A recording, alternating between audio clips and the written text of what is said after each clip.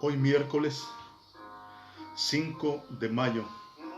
del 2021 les saluda Liborio Ballesteros Domínguez, pastor de la Iglesia Cristiana Bautista Emanuel. Con gratitud al Dios y Padre de nuestro Señor Jesucristo por la bendición de la vida y de su presencia, de Jesucristo su Hijo, de su gracia, de su Espíritu Santo, como don idóneo concedido de gracia a través de la fe en nuestro Salvador y Señor Jesucristo, con gratitud también por su palabra escrita, con gratitud también por todos sus propósitos cristológicos ya cumplimentados y por todas sus promesas y toda aquella profecía la cual habrá de tener conforme a la fe cristiana, la cual habrá de tener cumplimiento y de la cual seguimos con gratitud rogando para que Dios nos conceda el poder ser hallados dignos para participar de todos ellos. Agradecido también haciendo mención de sus bondades inmediatas, aquellas localizadas y particularizadas en mi persona, en el ministerio, en la iglesia en la que Él me permite proclamar su persona y su voluntad agradable y perfecta, y en medio de la cual Él sigue dando cumplimiento a todos sus propósitos, y como parte de los cuales nos dedicamos en este día a poder seguir testificando como un acto de proclamación de la palabra escrita en su carácter inspirado, como palabra de Dios, la Biblia, y la cual pues inicialmente sirve como testimonio acerca de la revelación que Dios nos ha entregado, en la cual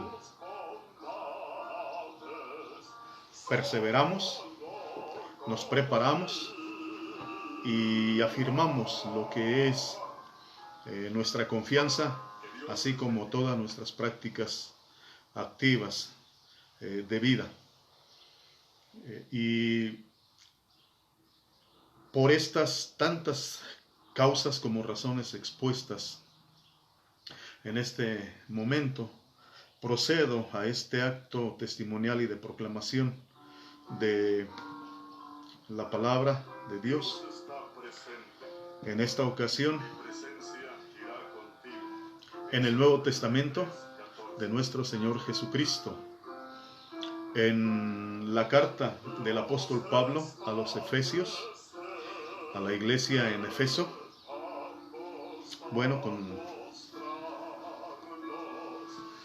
las consideraciones al respecto de este documento. En su capítulo 4, Efesios capítulo 4, de los versículos del 1 al 16, cuya causa se justifica por sí misma, dando razón de su elección y de, indudablemente, la urgencia de su proclamación por causa de la necesidad que existe de su procedencia, de su instauración, de su aplicación, que como palabra de Dios, palabra cristológica, cristocéntrica, preeminentemente eclesiástica, vía carácter apostólico, personal paulino, toda ella, pueda debidamente ser proyectada de manera activa, como eso, como el proyecto actual, hoy contemporáneo de Dios en las sociedades humanas, el proyecto eclesiástico, preeminentemente cristológico, revelado apostólicamente a través de la persona de Pablo el apóstol, de sustancia y esencia cristiana, cristológica y teológica, y todos estos elementos integrados presentes en lo que es este testimonio histórico, documental histórico, integrando lo que es perfectamente el perfil teocrático como asiento fundamental de este proyecto que se revela aquí, consistiendo por ello característicamente la consistencia de esta fuente documental escrita en la revelación apostólica de Dios, a través de la cual se encarga de integrar perfecta y plenamente el perfil eclesiástico, por glorioso, digno, y que al momento de su revelación a través del apóstol Pablo hace ya 2000 años, se da por hecho que este es el proyecto en el cual Dios estará ocupado por las siguientes generaciones, alcanzando a nuestra generación actual a 2000 años de distancia, y que por ser el proyecto biológico de Dios constituido entre los hombres, eminentemente y primariamente cristológico,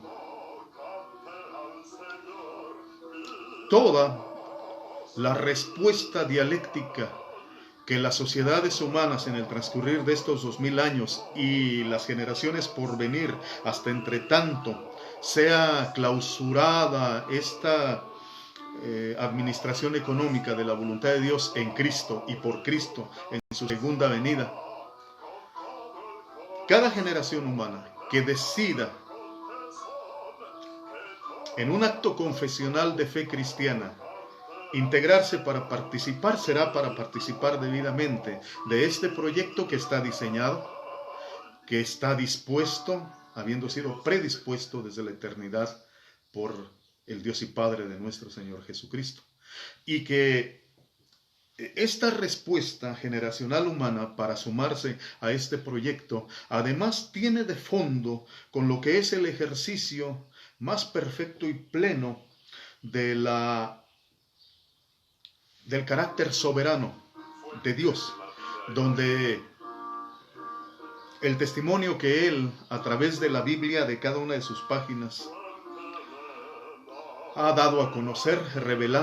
revelándonoslo acerca de que Él es la fuente primera y última de todo acto confesional de los hombres, y para ser llamado eficazmente a poder integrarse, y el llamamiento es por fe en la persona de Jesucristo, y para rendir su vida bajo el grado de redención, habiendo sido comprados con el sacrificio perfecto de Jesucristo, y ser consagrados para a través de el ejercicio de toda la persona, de toda la vida, poder laborar lo más apropiada y dignamente posible en este proyecto de edificación eclesiástica como pueblo de Dios. Es bajo estas consideraciones iniciales y preliminares, buscando una lectura contextual de aquellos elementos que están integrados en esta fuente documental de carácter histórico, pero eminentemente teológico, y para fin de poder adquirir nuestra conciencia suficiente y que nos permita, por la consecuente integración que hemos vivido aquellos que ya participamos de la gracia cristiana, el poder participar en pleno uso de nuestras facultades de esto, que es la disposición de este proyecto biológico, eclesiástico, cristológico de Dios entregado por gracia a los hombres, de los cuales algunos, muchos como yo, tenemos la bendición de haber sido llamados no solo para participar militantemente de lo que es este proyecto de vida, sino fuimos llamados para activamente poder participar en colaboración directa y personal con Dios, en lo que es la configuración activa, en lo que es la ejecución en sí de este proyecto biológico que Dios diseñó desde la eternidad. Y para fin, pues, de que hoy podamos, además en nuestro carácter administrativo, poder velar, poder cuidar, resguardar el diseño perfecto de este proyecto y poder, bajo ese carácter administrativo, además poder suministrar todas sus bondades esenciales y sustanciales a nuestras sociedades humanas. Bueno, con esta causa, por esta causa y razones expuestas, doy lectura a este testimonio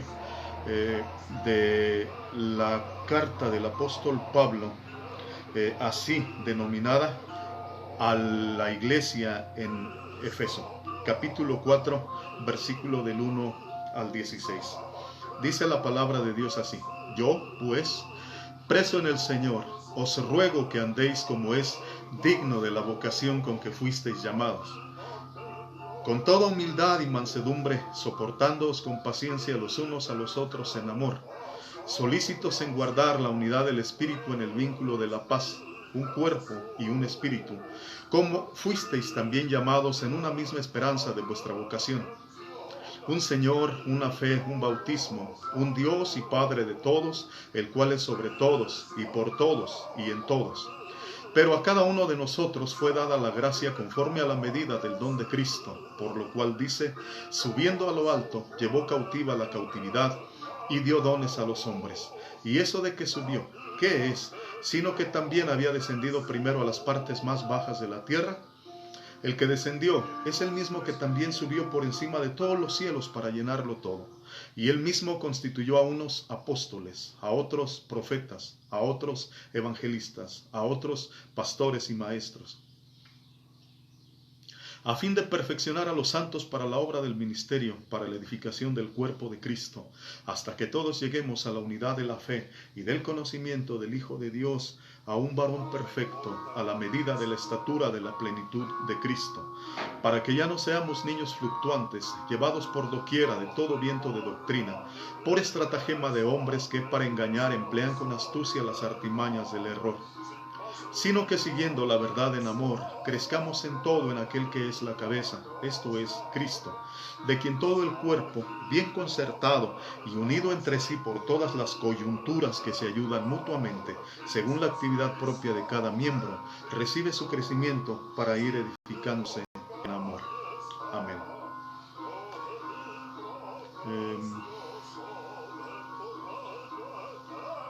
Ya como, pues propiamente, relación dialéctica establecida a través de esta fuente documental histórica y sustancialmente teológica, es necesario y muy digno mencionar que nuestra mejor relación dialéctica con el Dios de la Biblia, en el Antiguo Testamento, con el Dios revelado cristiano en el Nuevo Testamento, nuestra relación dialéctica mejor en oración con el Dios único, vivo y verdadero en Cristo Jesús es a través de la palabra escrita.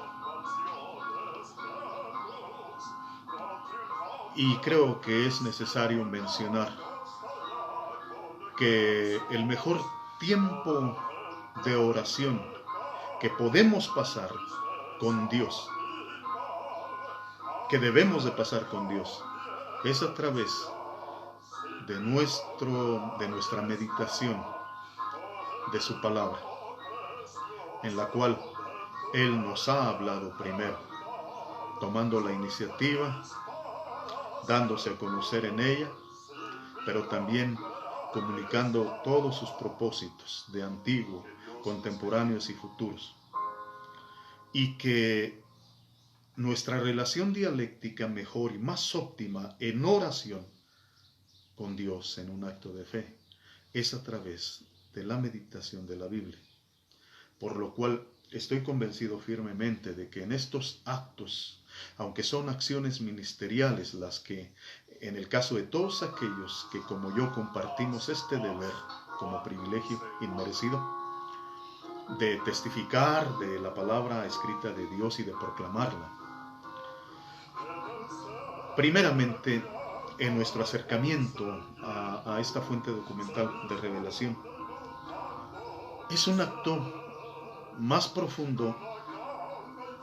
y debería de ser, por lo tanto, necesariamente el más genuino,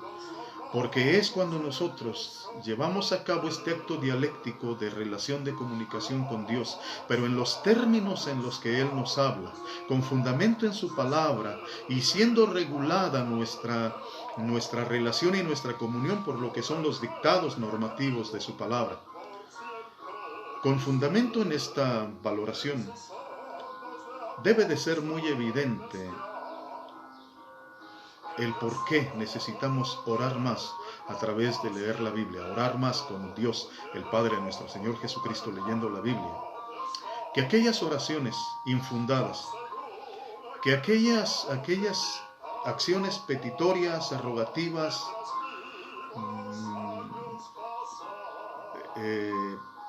no fundamentadas en la palabra, enajenadas incluso de ella y distantes de lo que es toda la palabra revelada de Dios. Creo que razones de más existen como para entender la procedencia de una forma de oración por sobre la otra. Infortunadamente la que prevalece es esa manera, esa forma de comunicación con Dios a expensas de la palabra, fuera de la Biblia. Y es un verdadero grave problema, porque nuestro diálogo con Él es punto y aparte de lo que Él dice, porque nuestras peticiones a Dios son punto y aparte de lo que es su voluntad, porque nuestra relación con Dios, pues para empezar, no es a través de la vía que Él ha establecido, que es la de su palabra. Y este es el mal que aqueja a las sociedades humanas, el querer construir los propios puentes para llegar a Dios. Que podamos corregir estas prácticas irregulares e idolátricas que nos aprisionan y nos condenan a vagar extraviados de toda la voluntad de Dios. Y bueno, como un valor agregado al ya de por sí glorioso testimonio presente en este grupo de versículos, en los cuales, dándole orden a esta exposición, y ya con estas consideraciones de fundamento, retomamos lo que es este testimonio escritural. Efesios capítulo 4, del versículo 1 hasta el 16, el cual en sus inicios dice así: yo pues, preso en el Señor, os ruego que andéis como es digno de la vocación con que fuisteis llamados. Tenemos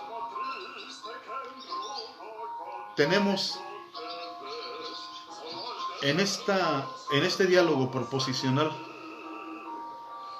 de carácter apostólico, personal, de Pablo, aquí unos datos biográficos de sí, el cual, de acuerdo a como lo consigna por escrito en este documento, que se ha perpetuado por milenios y nos ha alcanzado, con ello testificando de su carácter como palabra escrita inspirada de Dios y cuyo propósito es testificar acerca de que aunque el cielo y la tierra habrán de pasar,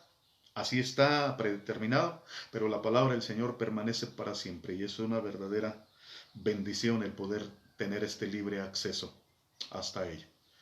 En este acto autobiográfico que está llevando a cabo el apóstol Pablo, nos declara aquellas condiciones en las cuales él lleva a cabo esta obra ministerial de escritura de la palabra revelada cristiana de Dios, para ser entregada al cristianismo militante y eminentemente al sistema eclesiástico. Su condición es preso, y dice mucho la manera en la que Pablo lo asume, preso en el Señor. Evidentemente, conforme a los antecedentes históricos, este documento es considerado una de las cartas de la prisión, por atribuirse el hecho a que el apóstol Pablo, entre sus tantas estancias en las cárceles de los tribunales antiguos históricos, se ocupó con diligencia de poder ejercer su ministerio desde ahí, bajo esas condiciones. Por lo tanto, esta frase de preso en el Señor no es una frase que implique romanticismo, ni mucho menos. No implica para nada melismos tampoco de una persona que así valore lo que es su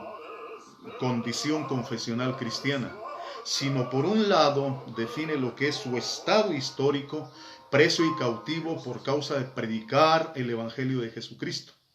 Pero es un valor agregado el que él firme la consigna que hace de su estado histórico preso, con este acto invaluable, confesional, preso en el Señor, porque para Pablo estar preso es sobrellevar las cadenas que su Señor extendió amorosamente hacia él, es llevar el yugo cristiano sobre él, aceptando pagar como precio todas esas adversidades y jamás utilizándolas como pretexto, sino utilizándolas para testificar de la gracia del Señor y de cómo la vida cristiana en su diseño más perfecto, elaborado desde la eternidad por Dios, ha determinado que el cristianismo sea sustancialmente aquel sistema de vida entre los hombres, el cual como sistema de vida, pero a pesar y aún en contra de las condiciones más adversas de vida de los hombres, ésta pueda proceder, ésta pueda fructificar, ésta pueda asegurar la plena satisfacción y realización del hombre, porque finalmente la vida en Cristo es eso, es un estilo de vida que se sobrepone vencedor a cualquier condición arbitraria externa y por adversa que ésta sea. Yo pues, preso en el Señor, os ruego que andéis como es digno de la vocación con que fuisteis llamado. Y con fundamento en esta condición consignada apostólicamente, preso en el Señor, qué tremenda procedencia, vigencia, vigor tiene este ruego a manera de exhorto. Os ruego que andéis como es digno de la vocación con que fuisteis llamados. La vida de por sí del ser humano está llena de muchas amenazas, de muchas situaciones ácidas, difíciles. Pero de los más grandes privilegios que el cristianismo militante ha recibido y el sistema eclesiástico le ha sido concedido es el tener en ruegos exhortativos apostólicos como el de Pablo, desde su condición en la cárcel, el haber recibido estos exordios. Este es un factor invaluable, el que como iglesia cristiana nuestros exordios han procedido de aquellos verdaderos héroes de la fe cristiana, los cuales bajo las condiciones más adversas y desde ahí jamás han renunciado a la fe, jamás ha brotado de ellos una queja, jamás han puesto como pretexto su condición, cosa que en otras vidas, personas y experiencias de vida han sido la ocasión para la apostasía. Y por ello el grande valor histórico y de la fe que existe en este acto exhortatorio de Pablo el apóstol hacia el cristianismo militante. Os ruego que andéis como es digno de la vocación con que fuisteis llamados. Que Dios, por su gracia en Cristo Jesús, nos permita recibir esta palabra, valorarla y con ella vivificar nuestra fe, nuestra vida y enriquecernos experimentalmente para poder encaminarnos con toda propiedad, así como corresponde al ruego, como es digno de nuestra vocación, aquella con la que nosotros fuimos llamados, no con la que nosotros ejercimos iniciáticamente, sino por causa del llamamiento que recibimos. Y las características son con toda humildad y mansedumbre, soportándoos con paciencia los unos a los otros en amor, solícitos en guardar la unidad del Espíritu en el vínculo de la paz, un cuerpo y un espíritu, como también fuisteis llamados en una misma esperanza de vuestra vocación, un Señor, una fe, un bautismo, un Dios y Padre de todos, el cual es sobre todos y por todos y en todos. Estos son los elementos extensivos y que ofrecen esta revelación panorámica plenaria como exhorto original apostólico paulino desde la prisión para el cristianismo militante y el sistema eclesiológico, eclesiástico. Andar como es digno de la vocación con que fuimos llamados, en los cuales pues gran parte tienen que ver aquellas virtudes y propiedades atributivas cristianas por gracia de nosotros, la humildad y la mansedumbre. La humildad y la mansedumbre teniendo su asiento fundamental en el ejemplo personal cristiano, porque como seres humanos bajo nuestra condición antropológica, de suyo correspondiente a la especie, no se puede esperar que estas virtudes como características activas en la vida procedan. La humildad y la mansedumbre tienen su asiento fundamental, esencial y sustancial en la persona de Jesucristo. Esa es la dignidad de la vocación cristiana con la que fuimos llamados, que debe de manifestarse soportándoos con paciencia los unos a los otros en amor. Es la regulación apostólica como instrumento de Dios al cristianismo, de las relaciones interpersonales y de cómo Dios norma y regula lo que es el trato entre cristianos. Y aquellos fundamentos más profundos, substanciales para este estilo de vida bajo estas propiedades, dice solícitos en guardar la unidad del Espíritu en el vínculo de la paz. Como trabajo encomendado al cristianismo, como ruego exhortatorio apostólico paulino al sistema eclesiológico, velando con solicitud para mantener la unidad del Espíritu en el vínculo de la paz. Los presupuestos sobre los cuales se puede y se debe de llevar esto, solamente fuera de estos no puede darse. Hay que entenderlo, que estos elementos fundamentales, sustancialmente consistentes, son indispensables y fuera de ellos no se puede construir en manera alguna este pedimento. Solícitos en guardar la unidad del Espíritu en el vínculo de la paz,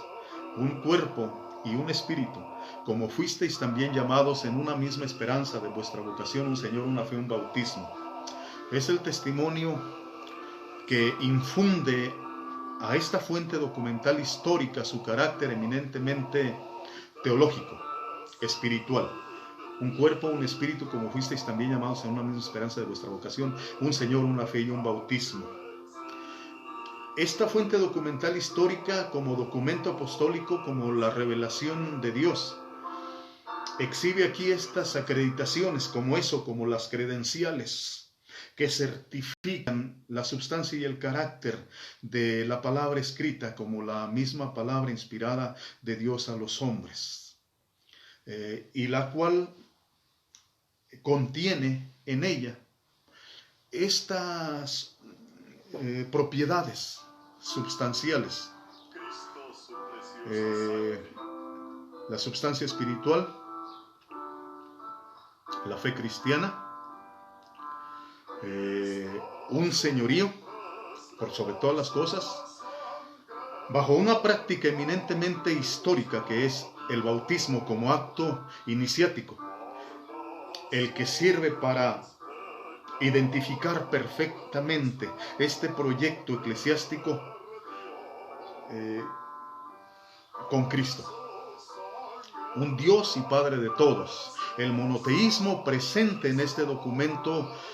histórico como palabra escrita inspirada de Dios, el cual es sobre todos, por todos y en todos. Y estos son estos elementos substanciales de fondo como asiento fundamental mediante revelación, que sirven para sustentar lo que es todo este proyecto que está en proceso de desarrollo y de revelación. Y nuevamente enfatizar, son estos elementos los que certifican, lo que legitiman originalmente este proyecto revelado apostólicamente, de carácter eminentemente eclesiástico, por ello eclesiológico, substancialmente cristiano, substancialmente teológico, y que, integrados todos estos elementos, son una exposición acerca de toda aquella, una teocracia en pleno ejercicio y activa en el transcurrir de las generaciones humanas como proyecto biológico entre los hombres. Debería de ser suficiente la revelación de este perfil documental, escritural, eclesiológico, para sobreentender muchísimas cosas. Es imposible hacer un recuento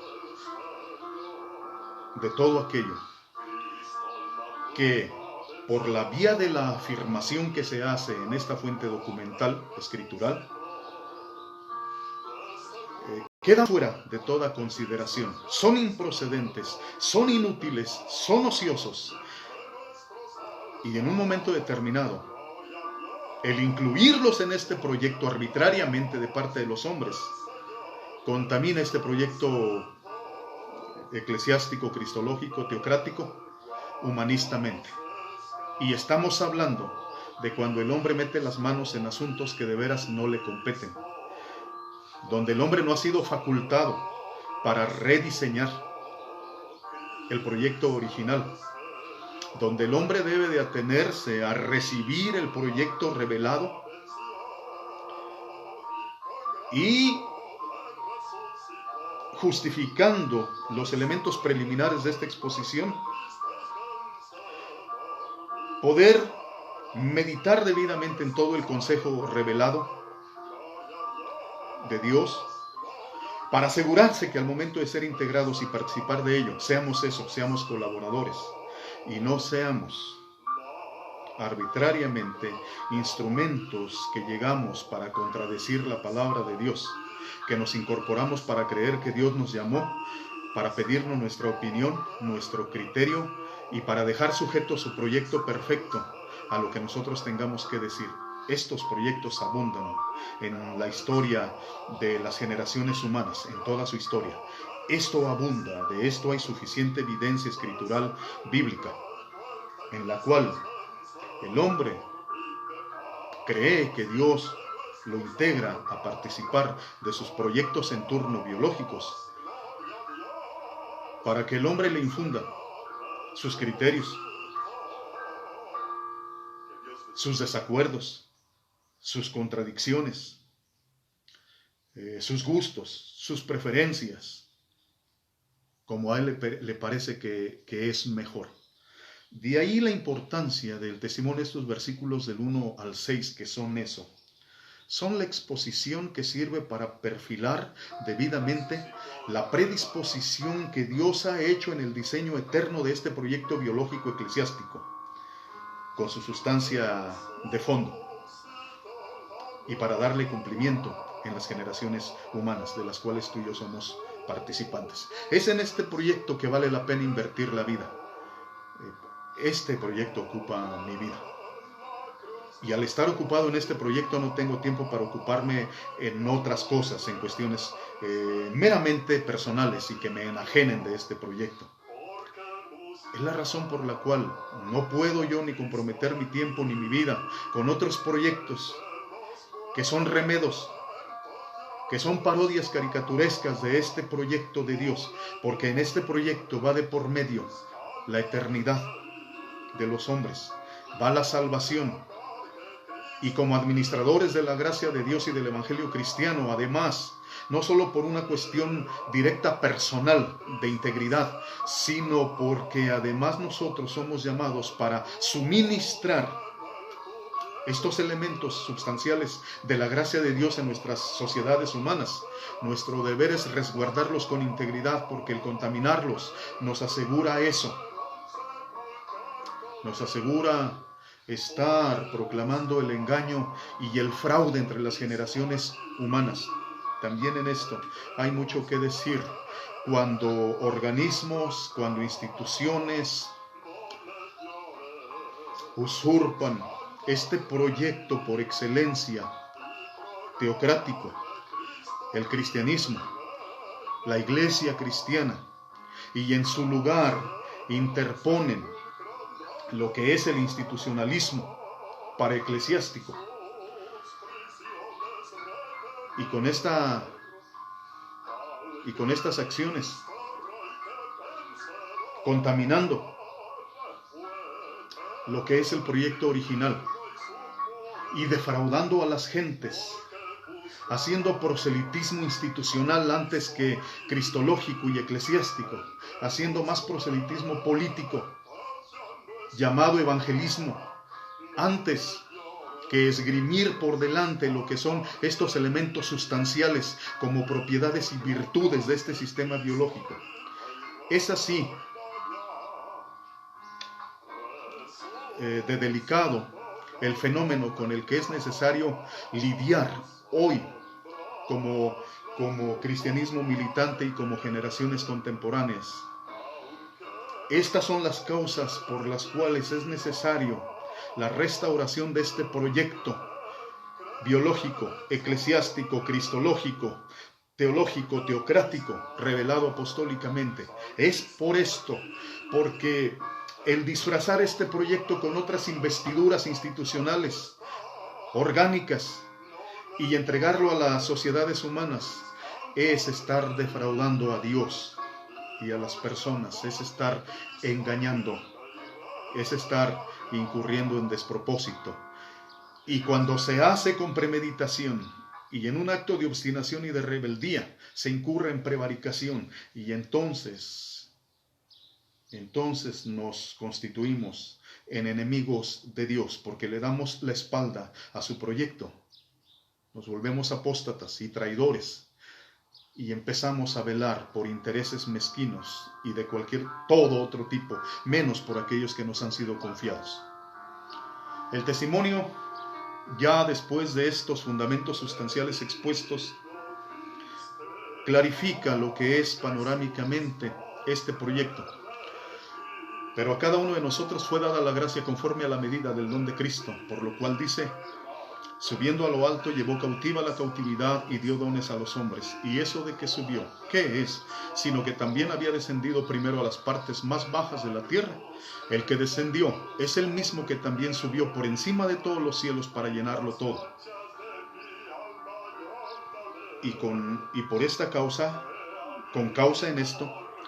Él mismo constituyó a unos apóstoles, a otros profetas, a otros evangelistas, a otros pastores y maestros, a fin de perfeccionar a los santos para la obra del ministerio, para la edificación del cuerpo de Cristo, hasta que todos lleguemos a la unidad de la fe y del conocimiento del Hijo de Dios, a un varón perfecto, a la medida de la estatura de la plenitud de Cristo, etc. Dejo los 3 versículos restantes de esta división arbitraria para el final, porque hay elementos de sobra en los versículos correspondientes del 7 hasta el 13 para valorarlos debidamente, para hacer su exposición como corresponde en su relación entre sí mismos y entre todo lo demás que nos rodea. Primero, pero a cada uno de nosotros fue dada la gracia conforme a la medida del don de Cristo. Este testimonio escritural, gracias a la consistencia de que goza como propiedades mismas de este testimonio, precisa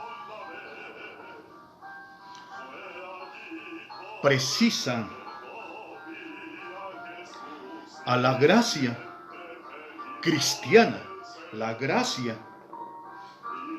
personalizada, personificada cristianamente, procedente de Dios, como causa fundamental para la procedencia de este proyecto biológico. Este es un proyecto que descansa en la sola gracia de Dios para nosotros. Cuando se extravía esta conciencia primero y lleva al enajenamiento y alienación de esta realidad, porque la gracia es una realidad, no es un concepto. Es una realidad, es la realidad que gobierna la relación de Dios con las sociedades humanas en la persona de Jesucristo. Es esa verdad. Verdad como propiedad de suyo, de Dios, de este proyecto biológico, que pugna, que lucha, que batalla para impedir que este proyecto biológico se vea contaminado por los valores humanos de siempre, y que por esa causa la participación de los hombres pueda ser por diversas causas, pero ajenas a la gracia de Dios. La gracia de Dios sabemos que es toda la bondad de Dios manifestada para con nosotros, no merecedores de la mínima cosa. La gracia es el don de Dios en Cristo Jesús para nosotros los seres humanos, que se expresa multiformemente, de variadas formas, pero en esencia de una sola consistencia, que es bendición, que es bondad, que es don de Dios para nosotros. Y cuando este proyecto eclesiástico cristiano no es operado con fundamento en la gracia, sino conforme en los arbitrios humanos y en sus valores, cuando los proyectos institucionales que esgrimen la bandera del cristianismo deambulan por las sociedades históricas humanas, pero ellas eminentemente esgrimen como criterios de participación los amiguismos, los compadrazgos, la compra-venta de posiciones, de ministerios. No estamos hablando para nada del proyecto de Dios. Ahí estamos hablando ya de un proyecto que los hombres en su corrupción han copiado del proyecto de Dios. Le han grabado su nombre y sus intereses a tal proyecto y van por las generaciones humanas defraudándolas, diciendo que van a nombre de Dios para infundir todos sus principios, sus valores y sus criterios a tales proyectos. De esto es necesario llevar a cabo una depuración actual en el cristianismo. Sacar del cristianismo todo aquello que es un agravio, que contraviene, que contradice la gracia de Dios. Hay que echar fuera. Y si para echar fuera todos estos agentes contaminantes es necesario echar fuera a agentes portadores de todos estos virus, urge llevarlo a cabo por las razones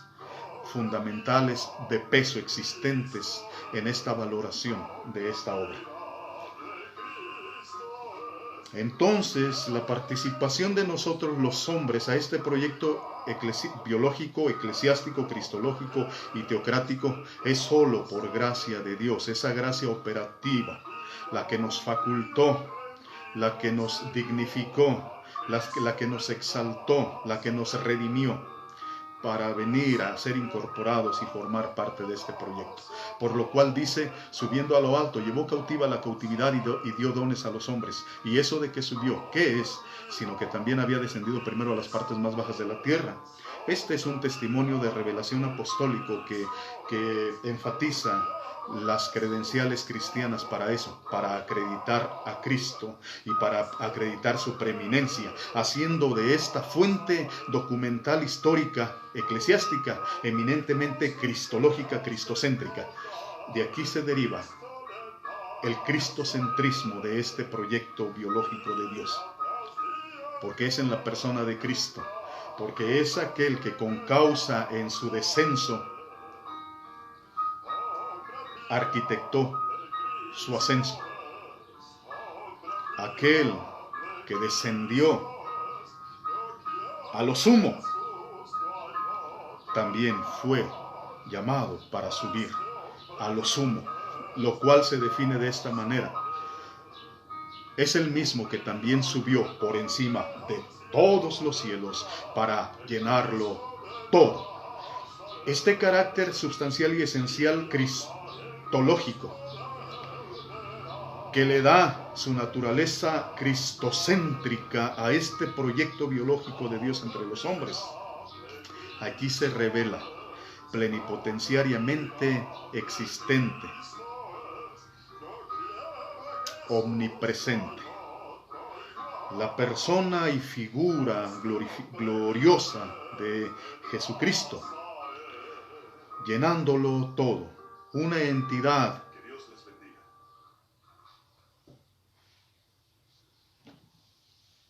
omnipresente, atributo de la deidad. Y por esta causa, la revelación que se hace, la revelación plenaria, cristológica, los actos procedentes, versículos 11 en adelante, y él mismo constituyó a unos apóstoles, a otros profetas, a otros evangelistas, a otros pastores y maestros. De esta manera, justificando estas acciones dispositivas, estas acciones autoritativas, las cuales corresponden a una sola jerarquía, que es Jesucristo. Es aquel que, dándole nombre al nuevo proyecto biológico en las sociedades humanas, es aquel que, siendo el fundamento de este proyecto como un proyecto de vida eterna entre los hombres, por lo mismo es facultado para llevar a cabo los correspondientes actos creacionistas constitucionales, y él mismo constituyó a unos apóstoles. De esta manera, este proyecto teológico es proyecto de Dios, revelado a través del apóstol Pablo, llamado Iglesia, un proyecto eclesiástico, es eminentemente cristiano por estas causas. Y por ello, el único que puede darle nombre en su proyecto, que puede hacer las debidas constituciones, que puede hacer las correspondientes disposiciones en este diseño plenario y perfecto del proyecto eclesiástico, es Jesucristo. Y lo que tenemos aquí es eso. Es a Jesucristo ejerciendo toda su gloria y autoridad para darle forma, para organizar, para ordenar este proyecto de vida entre los hombres. A eso se debe en la Iglesia, en el cristianismo eclesiástico, la constitución de apóstoles, de profetas, de evangelistas, de pastores y maestros. Y la razón de esta constitución, a fin de perfeccionar a los santos para la obra del ministerio, para la edificación del cuerpo de Cristo, hasta que todos lleguemos a la unidad de la fe y del conocimiento del Hijo de Dios, a un varón perfecto, a la medida de la estatura de la plenitud de Cristo. Es claro, estas acciones cristianas constitutivas, creacionales, a través de darle nombre, de darle forma, de diseñar, de crear este proyecto biológico cristiano, podemos nosotros, vía revelación apostólica de Pablo, tener ante nosotros lo que es el proyecto más actual, en plena vigencia y vigor como de parte de Dios, a través de Cristo para las sociedades humanas. Y como ha quedado establecido en anteriores exposiciones, este proyecto se compara solo por procedencia, porque tiene su causa en Dios, no en substancia, ni en alcance, solo por causa de que tiene su mismo origen, que es Dios, con el proyecto anterior, el proyecto mosaico judío, en el cual Moisés fue constituido sobre la casa de Dios para administrarlo y para establecer las regulaciones y disposiciones de lo que habría de hacer aquel sistema religionario mosaico. A Moisés le debemos, porque fue el medio instrumental que Dios utilizó para proyectar, para diseñar, para darle forma al proyecto biológico anterior judío. Por lo tanto, este es el actual más reciente y modernista proyecto de parte de Dios a las sociedades humanas al que somos llamados, y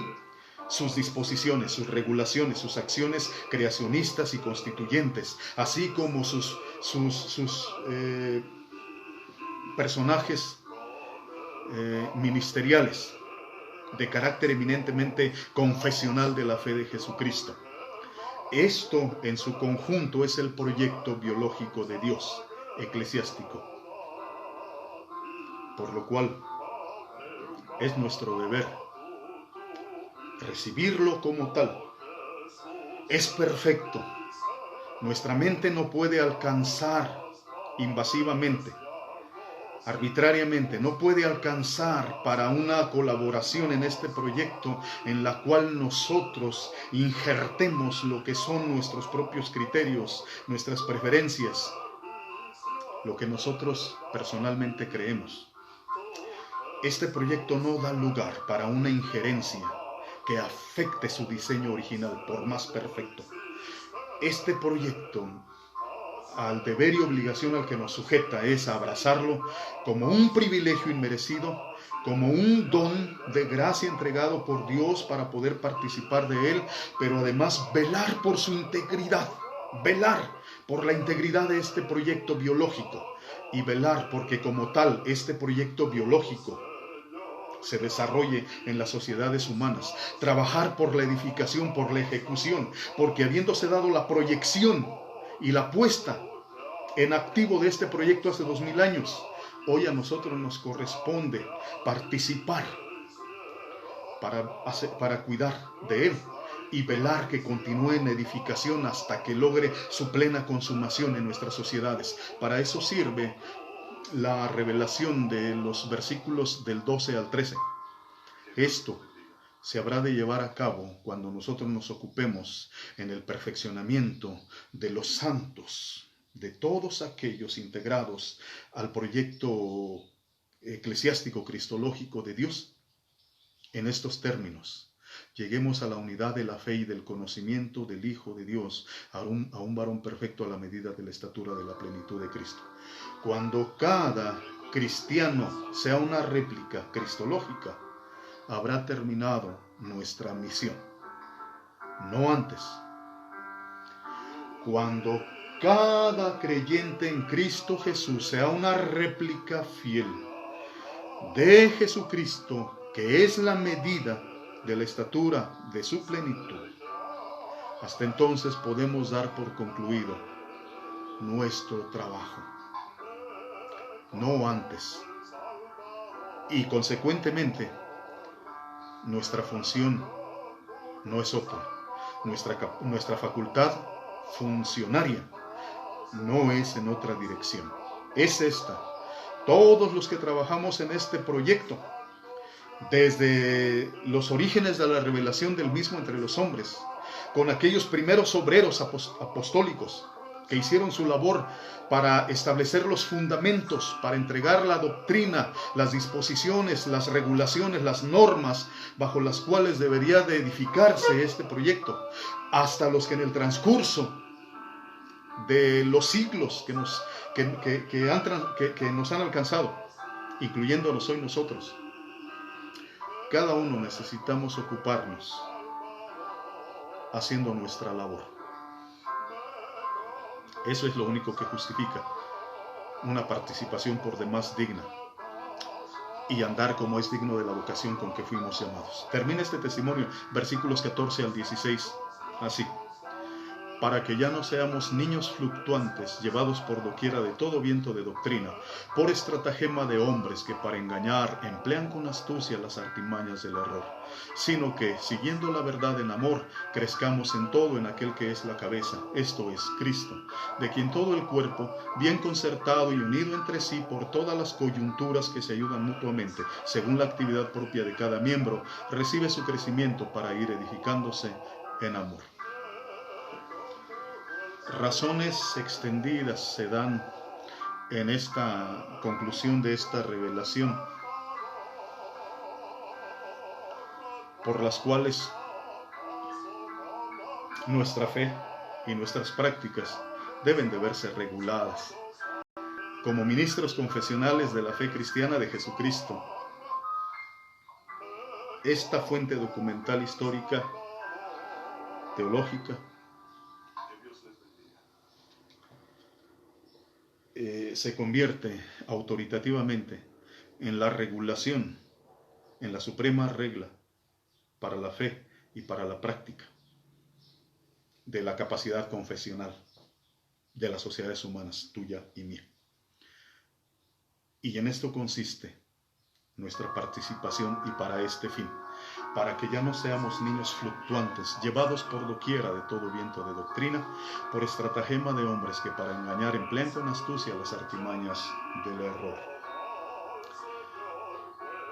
Está en juego la edificación de este proyecto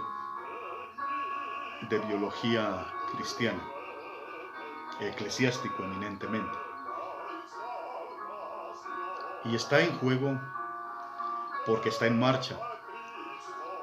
Escrituralmente no existe ni poder del infierno, ni de los poderes antropocráticos, antropológicos de los hombres que vayan a impedirlo. Sigue sufriendo atentados como cualquier otro proyecto de Dios en la historia, sigue siendo atacado con diversas influencias, con modalismos, con filosofías, con ideologías, con axiologías arbitrarias, y todo ello como esfuerzos desesperados, evidentes, diabólicos del enemigo, para impedir su plena consumación. Por lo cual urge levantar la bandera de este proyecto como bandera de la fe, y con responsabilidad ocuparnos en su defensa y en su edificación. Características: hay que seguir la verdad en el amor, creciendo en todo en aquel que es la cabeza, esto es Cristo, recordando que nosotros vamos siendo conformados a su misma imagen y semejanza, que la persona de Cristo es el modelo a cumplirse en cada creyente, y que no es otro, que es de las razones por las cuales Jesucristo es el fundamento, el autor y consumador de la fe, y no es ninguna otra personalidad, ni histórica, ni presente, ni futura. Sigue siendo Cristo. Y que con fundamento en Cristo, este proyecto, que se justifica como proyecto biológico cristiano por ser el cuerpo de Cristo, es lo único que lo justifica como proyecto biológico, ser el cuerpo de Cristo en pleno crecimiento y perfeccionamiento, de quien todo el cuerpo, bien concertado y unido entre sí por todas las coyunturas que se ayudan mutuamente, según la actividad propia de cada miembro, recibe su crecimiento para ir edificándose en amor.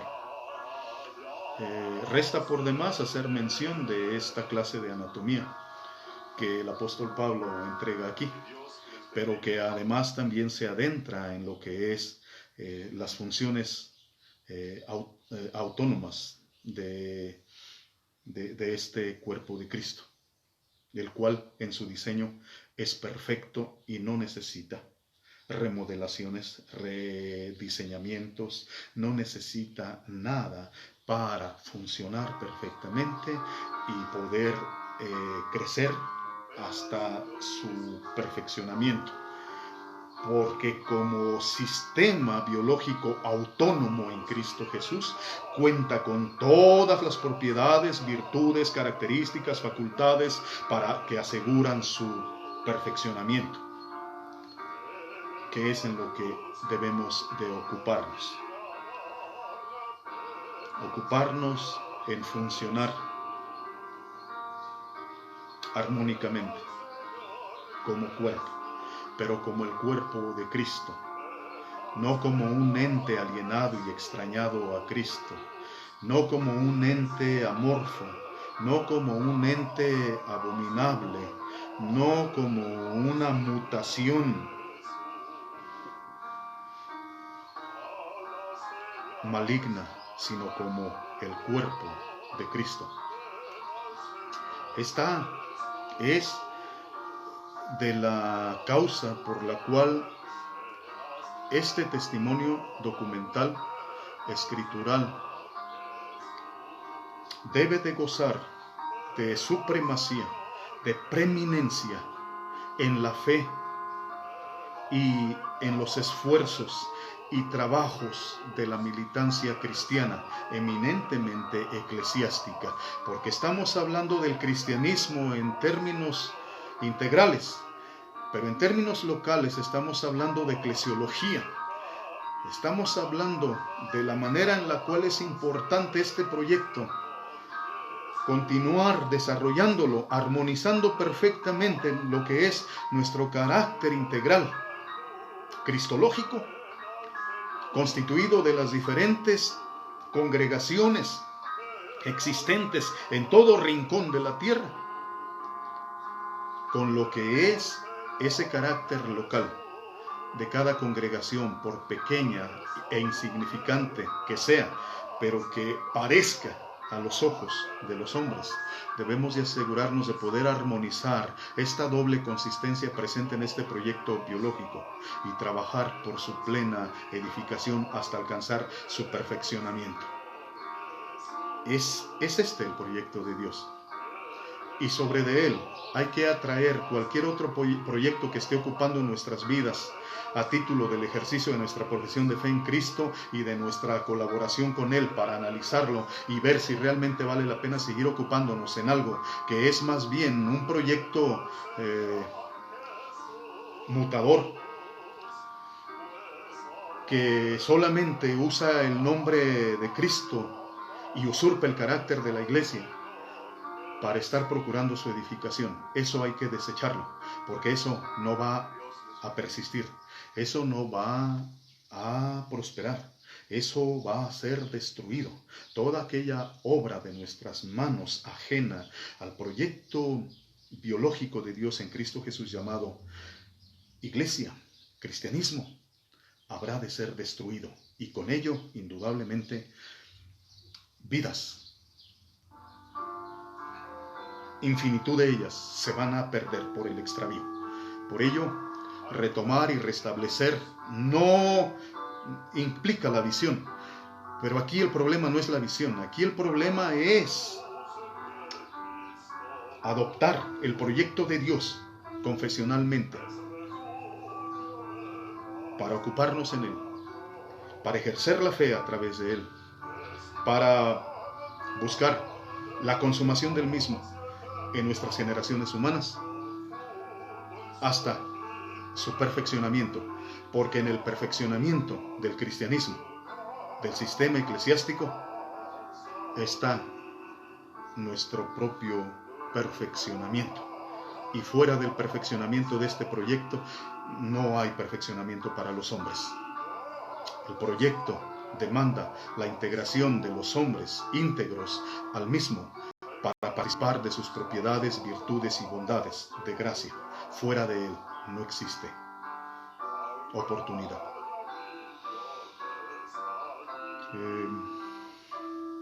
Como palabra de Dios, buscando a través de ello transmitir, si es cierto, la palabra de Dios, pero abiertamente, como pronunciamiento personal, lo que le da sentido a mi vida y ministerio, y lo que me ocupa, y por lo que me aseguraré por el resto de mi vida de continuar trabajando. Es por esto que vivimos y morimos los cristianos, y el llamado es para que todos aquellos de nosotros que por gracia podemos participar de este proyecto, lo definamos bien a la luz de la revelación bíblica apostólica paulina. Lo definamos bien en su concepción original, más pura y perfecta, y sirva en este momento y altura de nuestra vida y ministerio para llevar a cabo los actos de depuración que requiramos, para asegurarnos de que nuestra vida se encuentre comprometida debidamente con el proyecto de Dios y no con proyectos arbitrarios creados a la par por los hombres. Que Dios nos bendiga.